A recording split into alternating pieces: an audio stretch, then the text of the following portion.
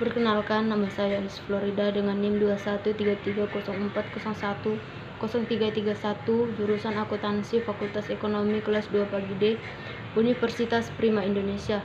Di sini saya akan menjelaskan materi topik 15 yang berjudul tentang nilai waktu uang atau time value of money.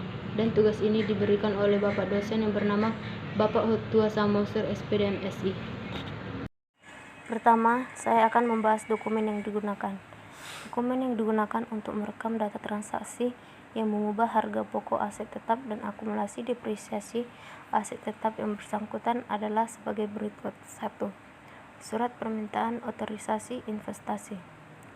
Karena investasi dalam aset tiap biasanya meliputi jumlah rupiah yang relatif besar dan mencakup ketertarikan dana jangka waktu panjang, maka pengendalian aset tetap dilakukan melalui perencanaan yang matang.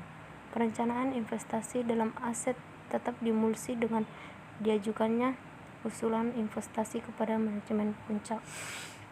2. Surat permintaan reparasi. Dokumen ini berfungsi sebagai perintah yang dilakukannya reparasi yang merupakan pengeluaran modal. 3. Surat permintaan transfer aset tetap. Dokumen ini berfungsi sebagai permintaan dan pemberian otoritas transfer aset tetap. 4. Surat permintaan penghentian aset tetap. Dokumen ini berfungsi sebagai permintaan dan pemberian otoritas penghentian pemakaian aset tetap. 5. Surat perintah kerja. Berfungsi sebagai perintah dilaksanakannya pekerjaan tertentu mengenai aset tetap dan sebagai catatan yang dipakai untuk mengumpulkan biaya pembuatan aset tetap. 6. Surat order pembelian. Diterbitkan oleh fungsi pembelian yang merupakan surat untuk memesan aset tetap kepada pemasok. 7. Laporan penerimaan barang.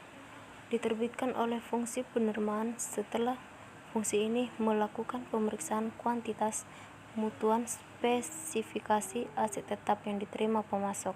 8. Faktur dari pemasok. Dokumen ini merupakan tagihan dari pemasok untuk aset tetap yang dibeli. 9. Bukti kas keluar.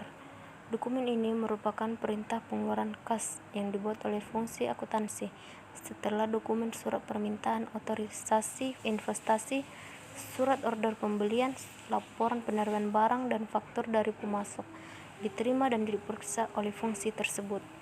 10. Daftar depresiasi aset tetap.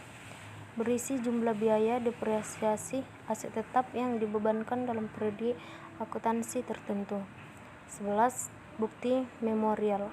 Digunakan sebagai dokumen sumber untuk pencatatan transaksi depresiasi aset tetap, harga pokok aset tetap yang telah selesai dibangun, pemberhentian pemakaian aset tetap, dan pengeluaran modal. Selanjutnya, catatan akuntansi. 1. Kartu aset tetap. Catatan akuntansi ini merupakan buku pembantu aset tetap yang digunakan untuk mencatat data yang bersangkutan dengan aset tetap tertentu. 2. Jurnal umum. Digunakan untuk mencatat transaksi harga pokok aset tetap yang telah selesai dibangun, biaya-biaya untuk pemasangan dan pembongkaran aset tetap, penghentian pemakaian aset tetap, dan depresiasi aset tetap. 3. Register bukti kas keluar. Digunakan untuk mencatat transaksi pembelian aset tetap dan pengeluaran modal yang berupa pengeluaran kas. Selanjutnya, fungsi yang terkait. Fungsi yang terkait dalam transaksi yang mengubah harga pokok aset tetap dan akumulasi depresiasi aset tetap adalah 1. Fungsi pemakai. Fungsi pemakai bertanggung jawab mengajukan usulan investasi dalam aset tetap dan mengajukan surat permintaan otorisasi investasi untuk merealisasikan perolehan aset tetap seperti yang tercantum dalam anggaran investasi yang telah disetujui oleh RUPS. 2. Fungsi riset dan pengembangan.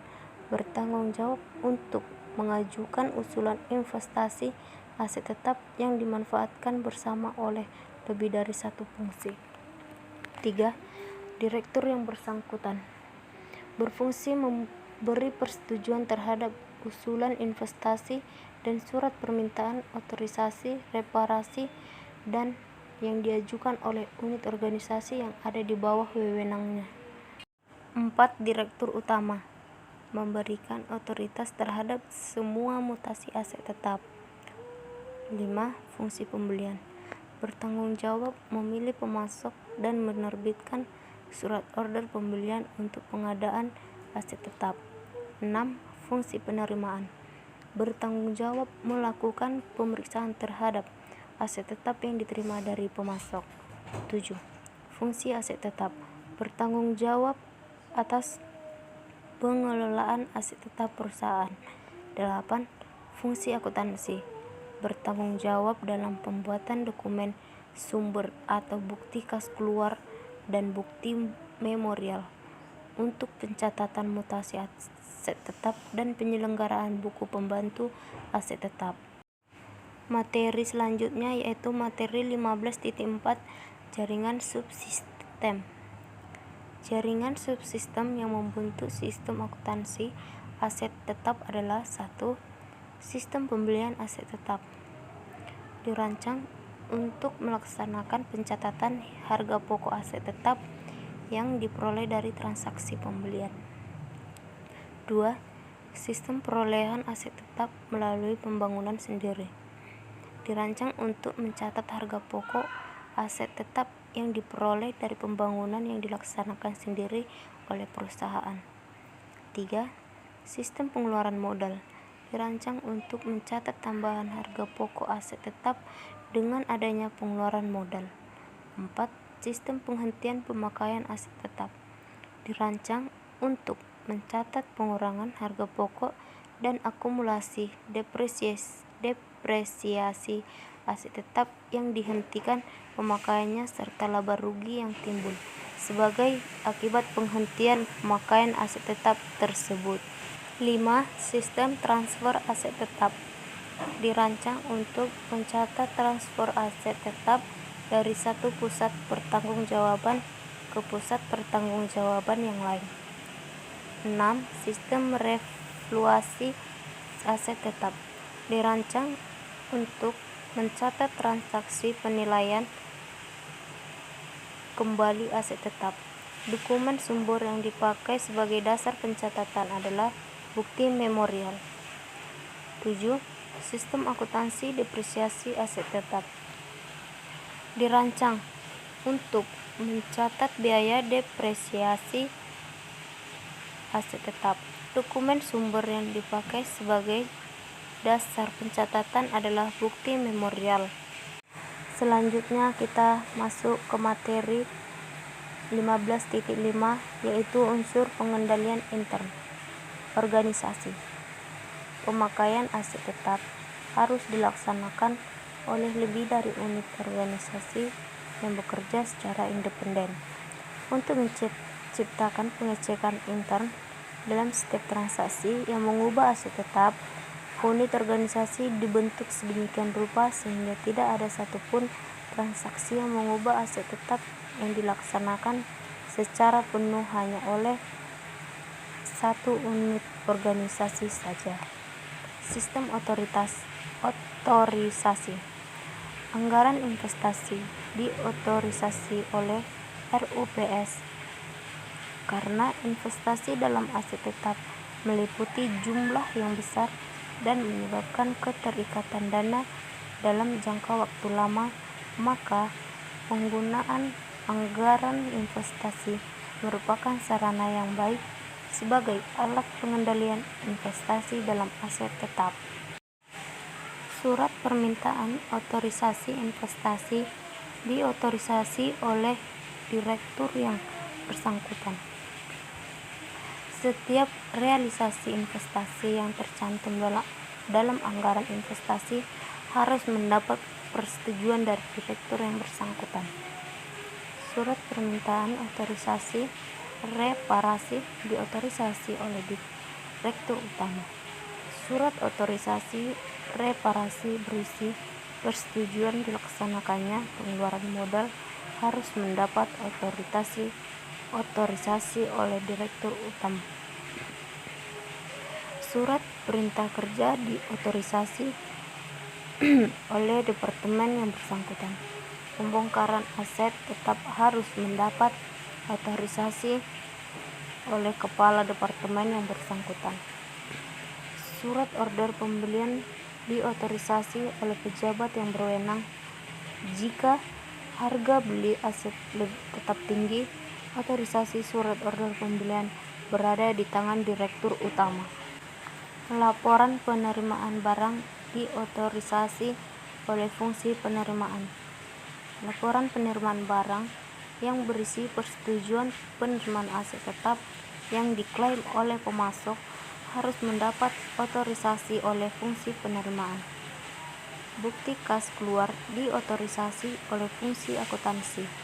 Bukti kas yang berisi persetujuan dilaksanakannya pengeluaran kas untuk pembayaran harga aset tetap yang dibeli harus mendapat otorisasi oleh Direktur Utama. Bukti memorial diotorisasi oleh fungsi akuntansi. Bukti memorial yang berfungsi persetujuan dilaksanakannya updating terhadap kartu aset tetap dan jurnal umum harus diotorisasi oleh kepala fungsi akuntansi. Prosedur pencatatan. Setiap pemutakhiran data yang dicatat dalam kartu aktiva tetap harus dilaksanakan fungsi akuntansi dan harus didasarkan pada dokumen sumber yang diotorisasi oleh pejabat yang berwenang serta dilampiri dokumen pendukung yang sahih. Dan yang terakhir adalah praktik yang sehat. Pengawasan intern yang baik mensyaratkan data dalam kartu aset tetap secara periodik dengan aset tetap secara periodik dicolokkan dengan aset tetap secara fisik. Pengawasan investasi dalam aset tetap yang baik dilaksanakan menggunakan perencanaan yang dituangkan dalam anggaran investasi. Untuk mencegah kerugian yang timbul sebagai akibat kebakaran dan kecelakaan, aktiva tetap harus diasuransikan dengan jumlah pertanggungjawaban yang memadai. Kebijakan akuntansi tentang perbedaan pengeluaran modal dan pengeluaran penghasilan harus dinyatakan secara eksplisit dan tertulis, dan menjamin konsistensi perlakuan akuntansi terhadap kedua macam pengeluaran tersebut. Sampai di sini tugas yang saya jelaskan, lebih kurangnya saya mohon maaf. Terima kasih.